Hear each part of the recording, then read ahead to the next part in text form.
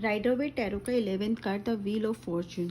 Wheel of Fortune का मतलब है समय का पहिया या किस्मत का पहिया जो हमेशा घूमता रहता है, राइट। अब हम देखते हैं नंबर 10। नंबर 10 क्या सजेस्ट करता है? नंबर 10 सजेस्ट करता है कंप्लीशन के साथ साथ एक न्यू बिगिनिंग को भी, कि अब कुछ ना कुछ तो हमारी लाइफ में चेंज आने वाला है, कुछ ना कुछ तो नया होगा और कुछ ऐसा भी है जो अब कंप्लीट होगा, क्योंकि कंप्लीशन के बाद एक नई बिगिनिंग होती है।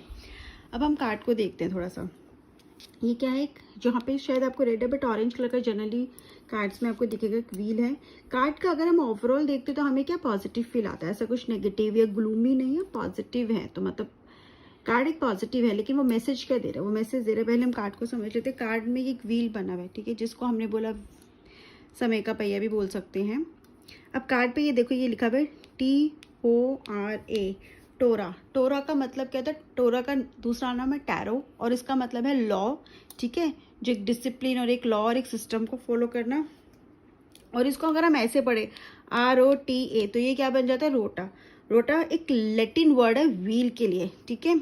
अब यहाँ पे आप देखिए, यहाँ पे क्या है, ये सिंबल्स बने हुए हैं YHVH।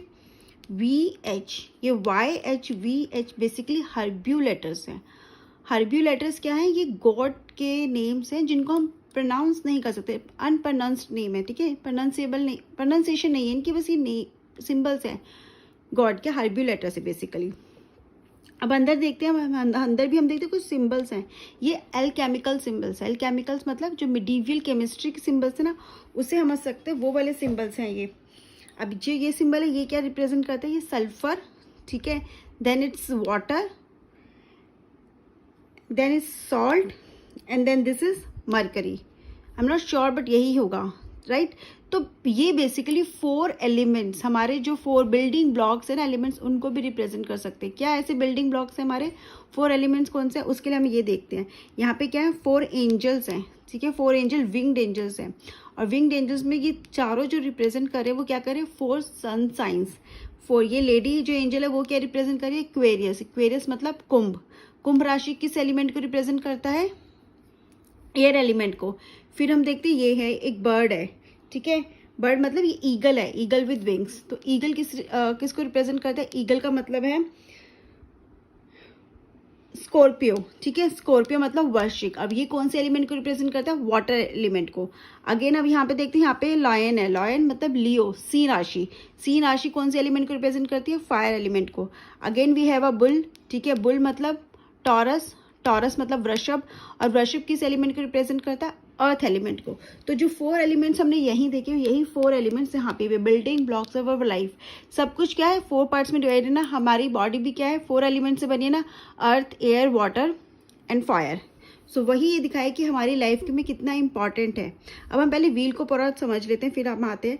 अब जो व्हील है इसका हमने समझा कि किस तरह से ये रिप्रेजेंट कर रहा है लाइफ के हर पार्ट, क्योंकि लाइफ में आप कोई भी हो, कैसा भी हो, ये व्हील सबके लिए चलता है। अब व्हील बाहर देखिए तो यहाँ पे क्या एक स्नेक है।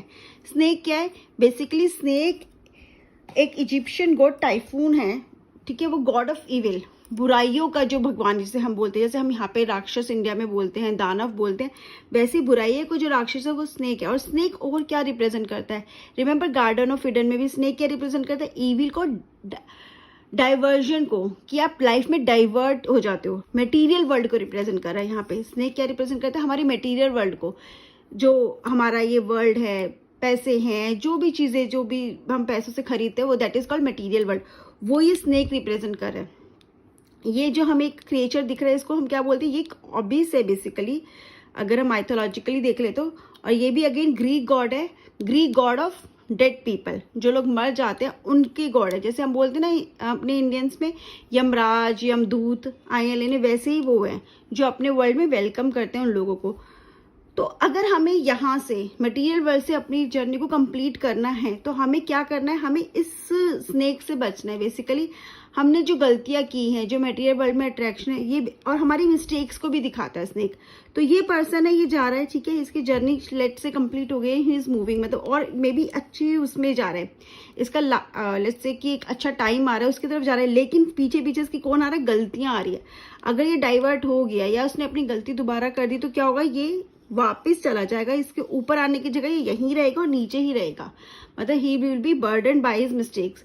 सो हमें बहुत केयरफुल रहना है कि हमने जो, अगर हमें आगे बढ़ना है, हमें सक्सेस लेनी है, तो हमने जो पहले मिस्टेक्स किए वो हम आगे ना करें, और हमें जो आगे अचीव करना है उसी पे अपना फोकस रखें।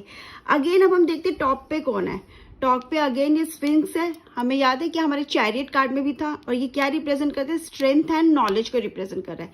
तो लाइफ का ये जो व्हील है ना, ये घूमता रहेगा, ठीक है, कभी कोई ऊपर कभी कोई नीचे होगा, कभी अच्छा कभी बुरा, ये चलता रहेगा। लेकिन कौन इंसान है जो इस व्हील के पहिए में, मतलब कहते हैं ना टाइम में, हर सर्कमस्टांस में खड़ा रहेगा, वो पर्सन जिसके अंदर नॉलेज होगी, जिसके अंदर स्ट्रेंथ होगी, करेज होगा, हिम्मत होगी, और सिचुएशन को फेस करना जिसको आता होगा, वही एक इंसान होगा ऐसा, वही एक पर्सन ऐसा होगा जो हर मुसीबत में भी खड़ा रहेगा और फेस कर पाएगा।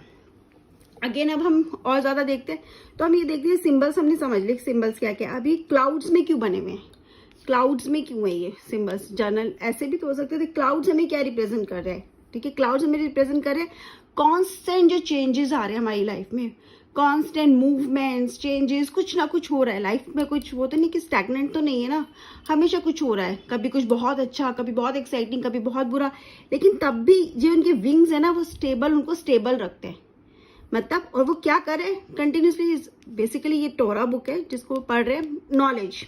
और हमें क्या रिप्रेजेंट कर रहा है यहाँ पे, नॉलेज को। अपनी नॉलेज के साथ अपने आप को स्टेबल रखना। नॉलेज का मतलब यही नहीं कि आप एजुकेशन आपकी हायर होगी या आप बहुत पढ़ोगे, नहीं।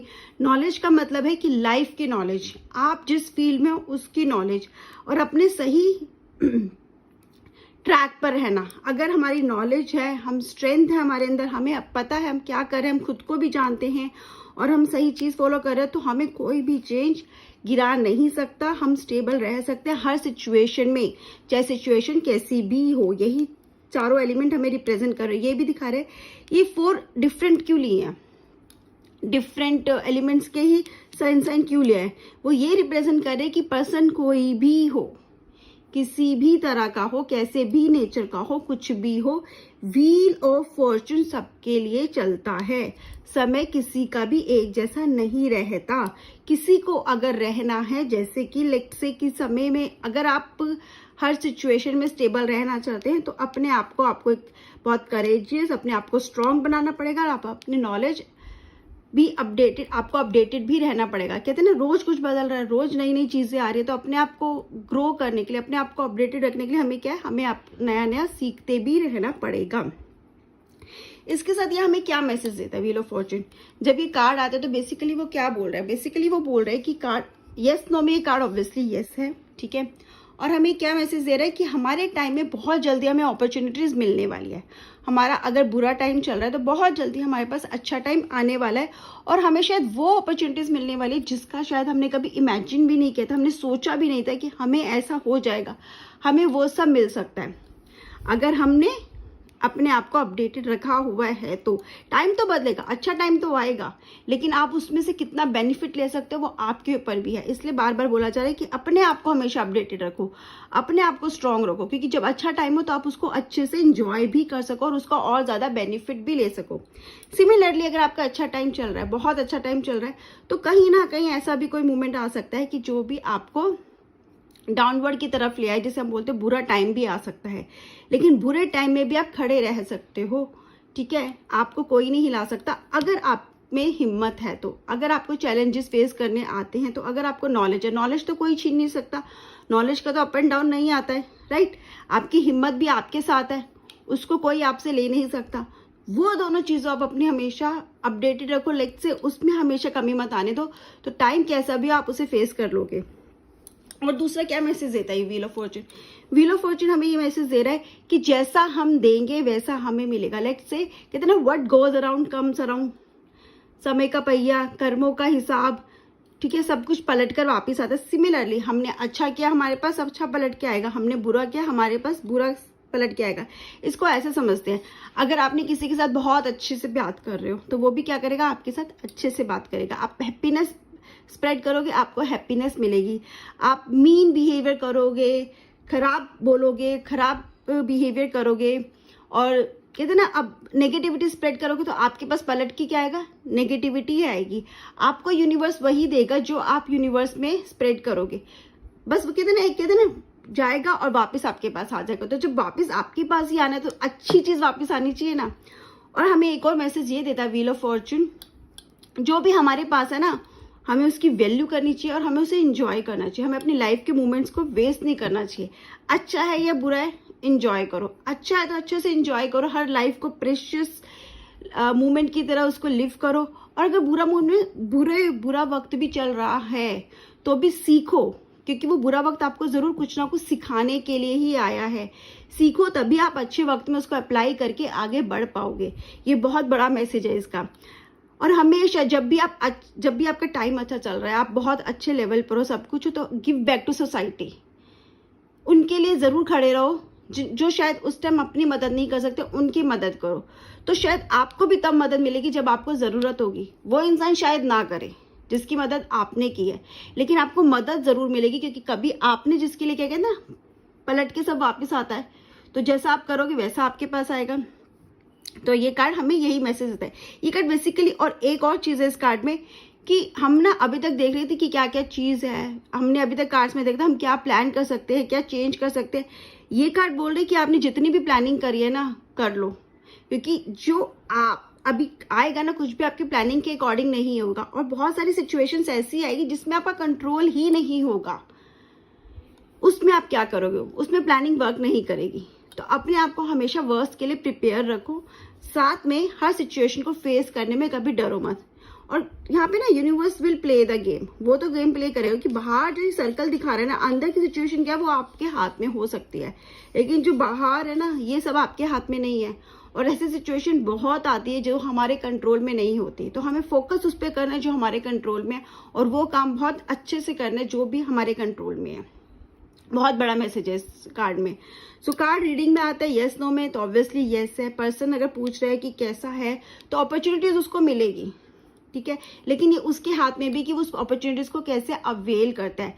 अगर वो अपनी नॉलेज के साथ, अपने विजडम के साथ उस अपॉर्चुनिटीज पे वो करेगा, अपना सब कहते हैं ना, अपने जो भी आपने सीखा उसको लगा दो, तो अब वो जो आप अच्छा आ रहा है वो आपको और अच्छा रिटर्न बहुत अच्छे मिलेंगे। वरना अच्छा तो आपको होगा ही, और ज्यादा अच्छा चाहिए तो और अच्छा अपने आप को अपडेटेड रखो।